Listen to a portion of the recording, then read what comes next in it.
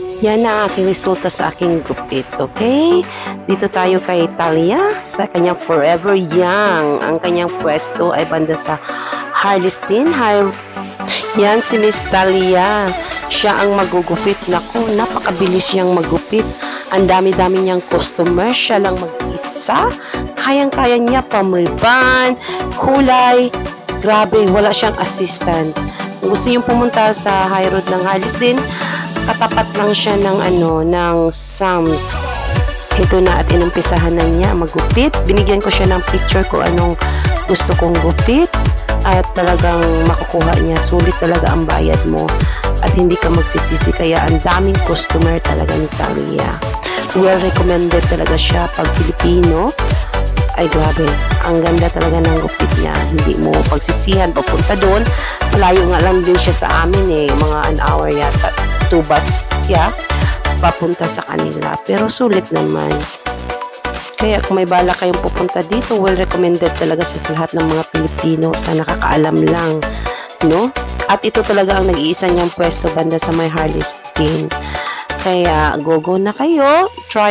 I-try nyo magpagupit para malaman nyo kung gaano siya kaganda maggupit talaga. At napakabait. Dito naman, while nagwe-waiting ka, mayroon siyang karaoke machine. Kung gusto mong kumanta ka. At while nagwe-waiting ka sa gupit mo kasi napakahaba ng pela. At okay naman so far. Nag-antay lang ko ng an hour para sa pila ko at sa paggupit niya. At nakaabot naman sa oras ng due ko sa aking parking. At walang kaproblema-problema dito sa parking talaga kasi mayroong parking lot na malaki doon sa may Tisco lang at saka I think 2 minutes walk from the shop sa kanyang pwesto.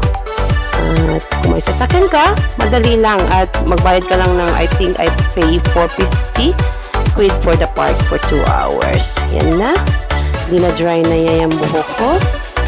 At saka yung buhok ko napakakapal talaga. So pa hindi naman siya nagreklamo kahit anong kapal pa yan ng buhok mo or kahit gaano pa yan kabunot yung buhok mo.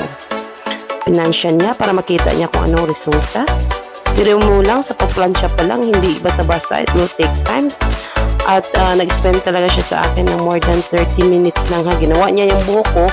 From gupit to plancha, blower to plancha is 30 minutes.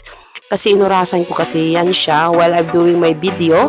Nandun din sa video yung ilang oras siya hanggang natatapos. Babae at lalaki ang ina-accept niya na gupit. Pwede siya ding barbero. Kung ano, sabihin mo lang sa kanya kung anong gusto mong gupit at gagawin niya. Yan na, mabilis talaga siya. Pina-pass forward ko lang yan, pero sa totoo lang napakabilis talaga niya. At wala akong masabi. I've been with Talia for 2 years already. Sa riban ko, sa lahat ng gupit ko. Hindi ko na tinitipid kasi kung sa labas ako magpapagupit doon sa ibang lahi, ay naku, hindi ko makukuha ang gusto kong gupit. Masasayang lang din yung pera mo, parang hindi ka satisfied pag uwi mo. Hindi mo naman carry yung ginugupit. Sa kanya ka na lang maggupit kahit malayo, okay lang.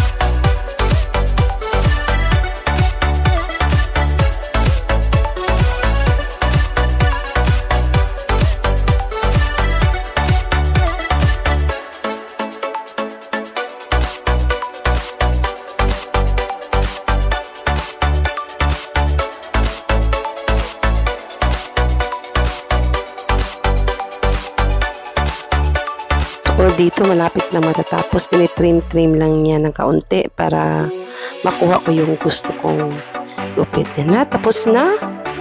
At yan na ang aking new haircut. Well satisfied customer. At ang swerte ko nung araw na yun kasi may pa-facial pa. Yung Atomy pumunta doon. Yung mga Korean para magpa-facial. Tingnan mo naman sila. Libre yan, walang bayad. At paglabas mo, may Filipino shop. Medyo mahaba na rin ang kwento nito. Hanggang susunod. Bye-bye!